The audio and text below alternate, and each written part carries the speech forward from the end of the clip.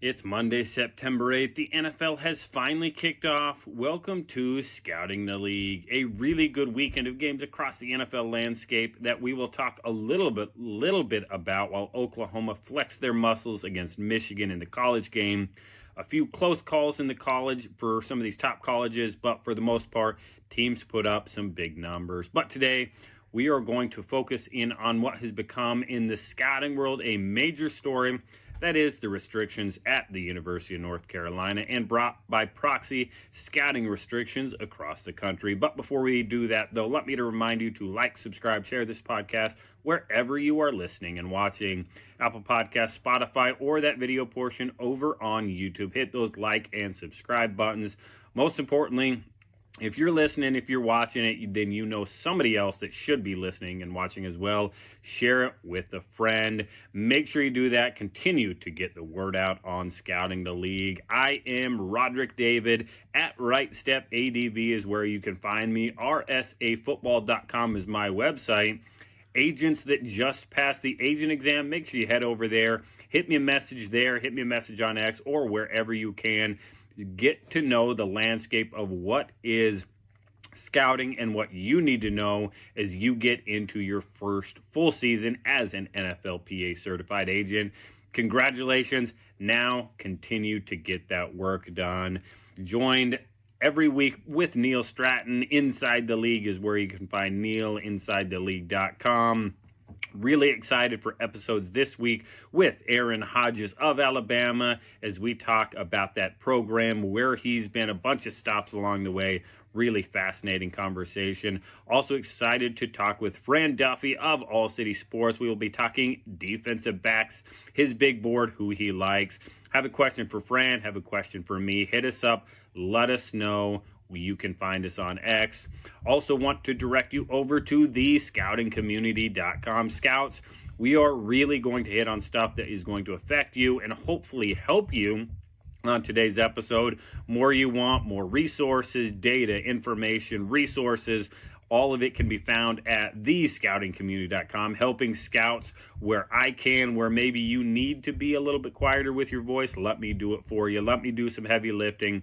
Let me help the scouting world be a little bit better for you. Aspiring scouts, networking, what you need to be doing now, what you should be knowing about wanting to be a scout. All of it can be found at thescoutingcommunity.com. Let's jump into it today. Let's head to Chapel Hill, North Carolina first, but let's also set the table on what led to this. In July, here on Scouting the League, I talked about scouts getting restrictions for a fall season that are going to help them set what is essentially a 3-month schedule. Highlights from that really are the big things that scouts want. Openness. Scouts want open visits, openness to resources, openness to sources, openness to practice. We also want detail and clarity on restrictions. Again, some schools are going to be more open, some are going to be less open, but when scouts know ahead of time and can plan ahead of time, it's going to help set the entire fall season. The more scouts can do, the more scouts can have access to, the better that visit's going to be. A head coach is typically going to set these restrictions in today's world. Perhaps the GM doing a little bit more of this, having a little bit more leverage, but the head coach at the college level is still the main guy in charge of these restrictions. There is always more of an air of paranoia with coaches than in the personnel world, and I don't think it's warranted in 99.9% of cases. Restrictions are at times dictated by this paranoia. Again, I don't think that should be the case. Scouts, alma maters don't matter. Scouts where they've been don't matter. They are scouting and working for their NFL team. They're not going to be leaking information. They're not going to be getting information out there. They're not taking videos of practice, not doing any of that stuff. They are scouting for their NFL team. The paranoia aspect is largely overplayed by coaches as a way to keep scouts out. Again, you want to keep us out rivalry week, that's understandable. You want to keep us out at certain times, that's understandable.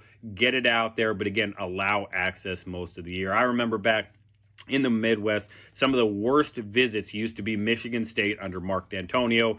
Was absolutely a tough practice. Barely got to see any practice. Barely got to be in the building. Much, much better now. A couple staffs removed from that. Iowa, Coach Ferentz, Coach Doyle used to be the single worst visit for me in the Midwest. I remember sitting down with Coach Doyle in the weight room. He pulls out the media guide and starts reading the media guide for their seniors.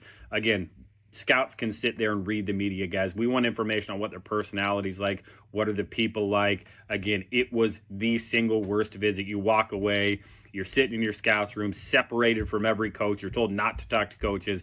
Used to be the worst visit. Again, that one's changed for the better. I don't know if it's up there with the top visits yet. Certainly changed for the better. Michigan under Coach Harbaugh, extremely limited. Has gotten better, it sounds like. They've opened it up a little bit more. Again, you never got to watch practice. You got to see a Monday shorts and t-shirt workout. That was always tough. Again, okay to see body types. You want to see some things in practice that maybe you're not going to see in games, or you can focus in on.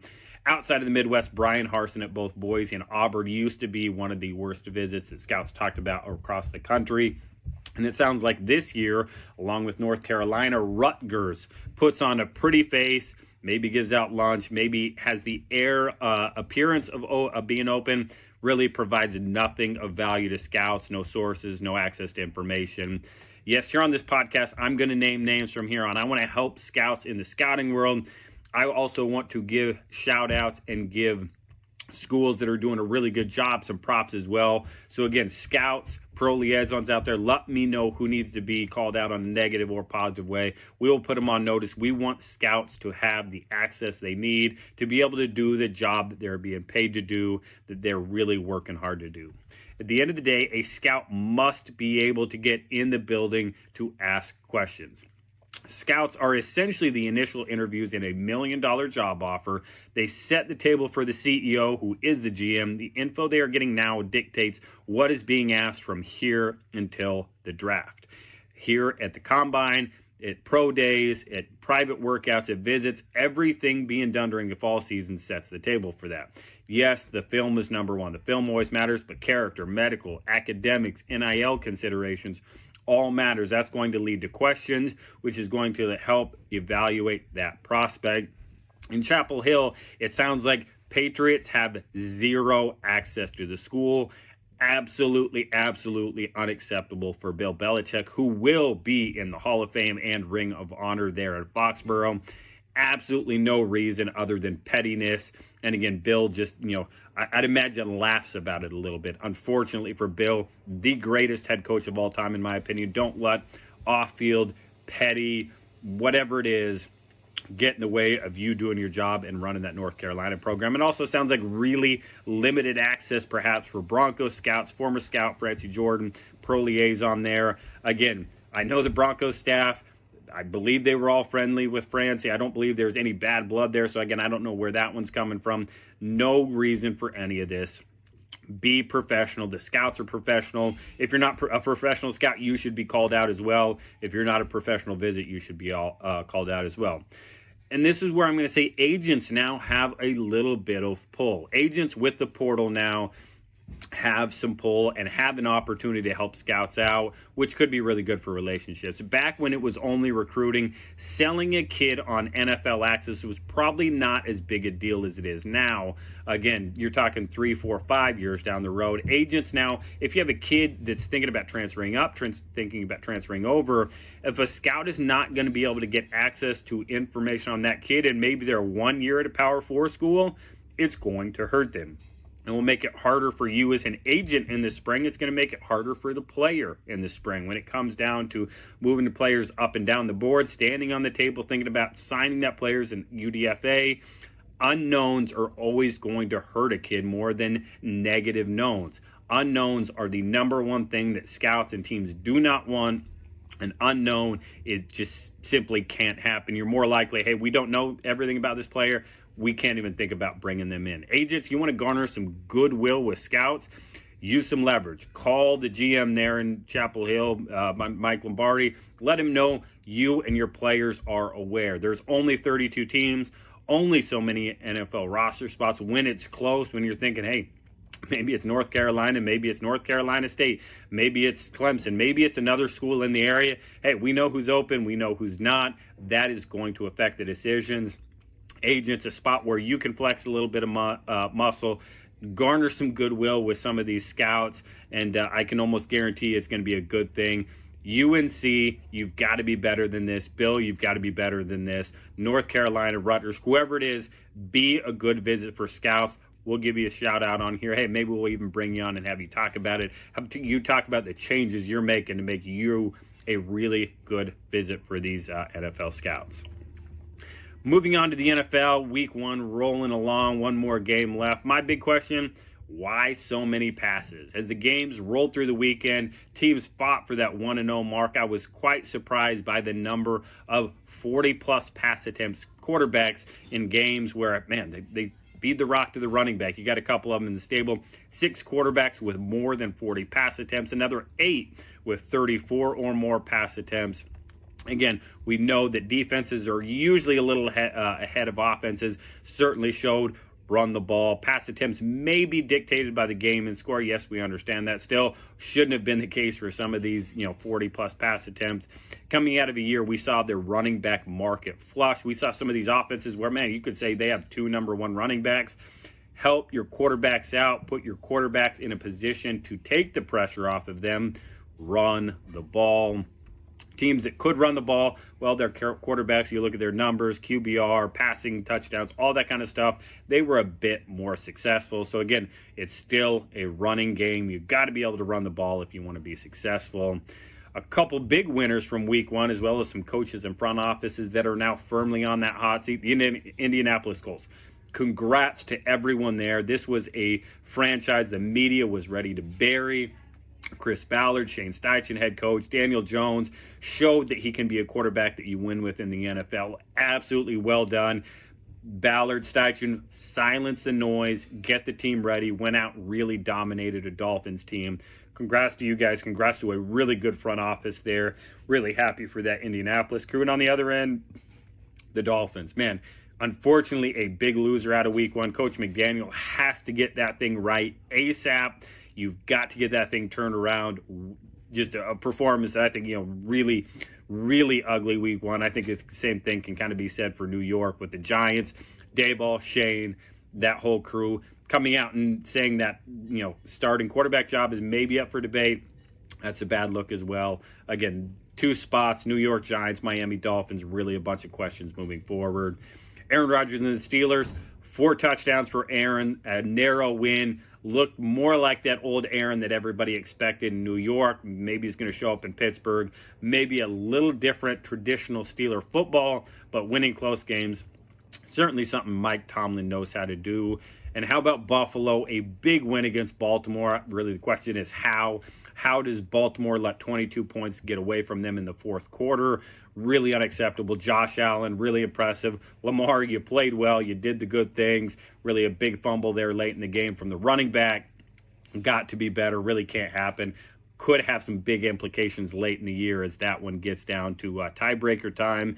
And then really another one, Green Bay absolutely dominating Detroit. Again, did I expect Green Bay to win? Yeah, I thought Green Bay would be able to pull that one away. But again, how much they dominated this Detroit team. And then for me, it was how, we'll say, listless Detroit looked. As I think about this Detroit team, you think fight, scrap. Again, even when things went wrong in their playoff loss last year, this was a gritty, tough, resilient football team. I did not see that as much in Detroit in this game. I think Coach Campbell will get it back. I also think Dan Campbell, this is where he has to think about the next evolution of Dan Campbell's head coaching. I think Dan Quinn learned it when he went to Dallas and now in Washington. The next evolution of that, I think it's Pete Carroll now in Las Vegas. You've got to evolve a bit as a head coach. I think for this Detroit program, this Detroit franchise, there's got to be a little bit of evolution. It's got to come from the players. Can't just be Dan Campbell, but he can certainly dictate it and direct it. So again, how does Detroit bounce back? I think Green Bay, again, you're going to have to answer the bell every week now because you came out and threw a haymaker and won. You're going to have a really good shot. Really, really impressed with that Green Bay team. While week 1 is not everything, every game in the NFL does count a little more than it does at the college level. These teams that started 1-0, especially in division, that is huge. Certainly sets the stage for the rest of the year. Agree, disagree? Let me know what you think on your major winners, your most impressives, who's got to answer some questions going forward. Let me know. At RightStepADV is where you can find me. We got one more big one tonight as we get our first full glimpse of J.J. McCarthy and the Minnesota Vikings, as well as the Ben Johnson-led Bears. Going to be a fun one. Another NFC North battle. Low-scoring one there is going to be my prediction. We will see where it all ends up as we get through the NFL season. Lots of good players, lots of good plays. The season's just getting started. So when you turn on a game, don't just watch it, scout.